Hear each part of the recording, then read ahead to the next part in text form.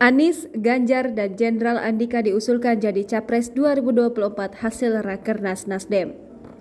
Gubernur DKI Jakarta Anies Baswedan, Gubernur Jawa Tengah Ganjar Pranowo, dan Panglima TNI Jenderal Andika Perkasa menjadi nama yang diusulkan Partai Nasdem menjadi calon presiden berdasarkan hasil Rapat Kerja Nasional Partai Nasdem 2022. Ketua Umum Partai Nasdem Surya Paloh menerima daftar 3 nama tersebut dari Ketua Koordinator Badan Pemenangan Pemilu Nasdem Prananda Surya Paloh di Jakarta Convention Center pada Jumat 17 Juni 2022. Surya Paloh mengaku merasakan antusiasme dan semangat yang luar biasa dalam Rakernas Nasdem ini. Dia yakin tim steering komit Rakernas Nasdem telah merenungkan ketiga nama capres itu dengan serius sebelum menyerahkan hasil tersebut kepadanya. Saat membacakan rekomendasi tersebut, kader Nasdem bertepuk tangan dengan riuh.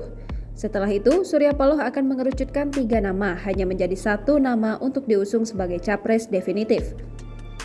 1 nama itu diprediksi baru ditentukan Paloh pada akhir tahun. Sebelumnya, Ketua DPP Partai Nasdem Willy Aditya membeberkan ciri-ciri sosok capres yang telah dikantongi pihaknya.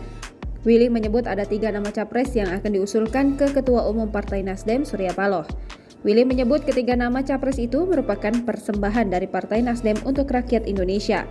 Menurutnya, ketiga nama ini sebangun dan sesuai dengan aspirasi yang berkembang di tengah masyarakat.